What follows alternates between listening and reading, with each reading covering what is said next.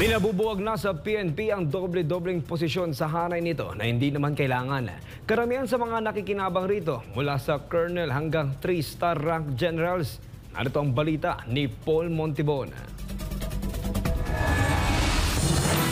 Napuna ng PNP ang doble-dobleng trabaho at posisyon na hindi naman kailangan. Dahil dito ipinag-utos na ng National Police Commission o NAPOLCOM ang pagbuwag sa Area Police Command na itinatag ng namayapang Chief PNP na si Retired General Camilo Cascolan. Bukod sa gastos sa pondo at mga tauhan, halos magkakapareho na ang ginagampan ng tungkulin ng mga nasa regional offices ng PNP. Ayon sa panayam kay Police Regional Office 3 Director at Concurrent Spokesperson ng PNP, Police Brigadier General Jean Fajardo, aminado siya na malaki ang mababawas sa gastusin ng kanilang hanay habang magkakaroon na ng pokus sa trabaho at may apply nito ang kanilang mga natutunang kakayanan sa usapin ng police operations at administrative. Matatanda ang una na itong napansin ng bagong hepe ng DILG at maging ng NAPOLCOM kung saan dumadamian nila ang mga general na inilalagay sa posisyon ng PNP na halos walang ginagawa. Bagay na kailangan niya itong reformahin agad. Kabilang naman sa mga maapektuhan ang Area Police Command, Southern Luzon,